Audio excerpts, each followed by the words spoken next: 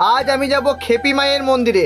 আর আমি এখন আছি বলগোনা স্টেশনে, আর আমি ট্রেন ধরে যাব কাটোয়া। দেখা যাক কখন ট্রেন আসে। আর আমি এখন স্টেশনেই ওয়েট করছি। মোটামুটি 10 থেকে 15 মিনিট ওয়েট করার পর আমি কিন্তু ট্রেন পেয়েছিলাম। আর আমি ট্রেনে উঠে দেখি আজকে কিন্তু আবহাওয়াটা কিন্তু পুরো মেঘলা, আর হালকা হালকা কিন্তু বৃষ্টিও পড়ছে। আর তোমরা হয়তো ভাবছো তোমরা কীভাবে আসবে খেপি মায়ের মন্দিরে। দেখো তোমাদেরকে একটা কথা বলি, তোমরা কাটোয়া স্টেশনে আসবে। কাটোয়া স্টেশনে আসার পর তোমরা যে কোনো টোটো ভ্যানকে বলবে আমরা খেপি মায়ের মন্দিরে যাব। দেখবে 10 টাকা মাত্র ভাড়া নেবে, তোমাদেরকে খেপি মায়ের মন্দিরে পৌঁছে দেবে। আর আমরা প্রথমে এসেছিলাম গঙ্গার ঘাটে, যেহেতু একটু গঙ্গা স্নান করতে হবে। আর তোমরা দেখতেই পাচ্ছ পুরো মেঘলা আবহাওয়া, আর একটু পরে কিন্তু বৃষ্টি শুরু হয়ে যাবে। আর এইদিকে দেখছি কিছু ছেলে গঙ্গা জলে সাঁতার কাটছে। আর এত জল গঙ্গার মধ্যে, তাও ওরা কিন্তু তোমার সাঁতার কাটছে গঙ্গাতে। একটা কথা বলতে পারি, ছেলেগুলো কিন্তু সাহস আছে, এই এত জলের মধ্যে ওরা কিন্তু সাঁতার কাটছে। তারপর আমরা চলে এলাম খেপি মায়ের মন্দিরে। আর এটাই হচ্ছে খেপি মায়ের মন্দির। আর আজ থেকে প্রায় 300 ধরে মা এখানে পূজিত হয়। আর এখানে কিন্তু অনেক লোকও আসে। তা আমরা চলে এলাম। আমরা এখন আছি খেপি মায়ের মন্দিরেতে আছি। এখনো মায়ের আরতি হচ্ছে। আর একটু আগে সাহেব এলো, ওর সঙ্গে দেখা হয়ে গেল। তো চলো তোমাদেরকে দেখাচ্ছে মায়ের আরতি হচ্ছে, মায়ের পুজো হচ্ছে, তোমরা দেখতে থাকো।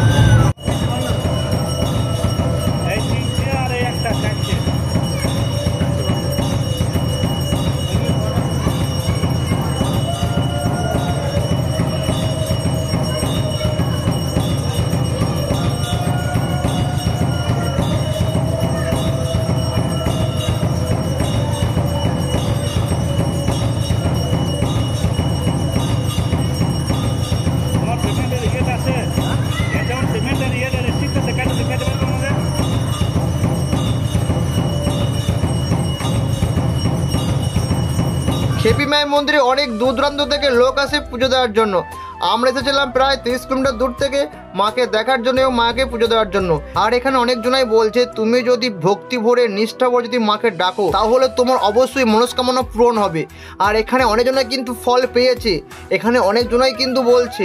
আর তোমরা যদি এখানে আসো তাহলে তোমাদের অবশ্যই বিশ্বাসও হয়ে যাবে সত্যি এখানে মা বিরাজমান।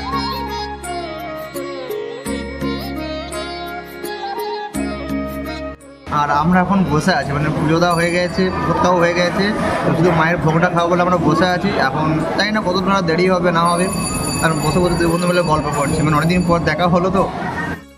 যারা ভাবছো এখানে অন্নভোগ খাবে তাদের জন্য বলছি, এত এখানে তোমার মেনু কার্ড দেওয়াই রয়েছে, তোমরা দেখে নাও। আর এছাড়াও এত এখানে যোগাযোগ নাম্বার দেওয়া আছে, তোমরা এই নাম্বারে তোমরা যোগাযোগ করতে পারো। আর তোমাদের কিন্তু টিকিট কিন্তু অনলাইনে কাটতে হবে। তোমরা কিন্তু এখানে এই নাম্বারে ফোন করবে, তারপর তোমার টাকা পাঠাবে, তারপর তোমরা মন্দিরে এসে তোমার টোকেনটা নিয়ে নেবে।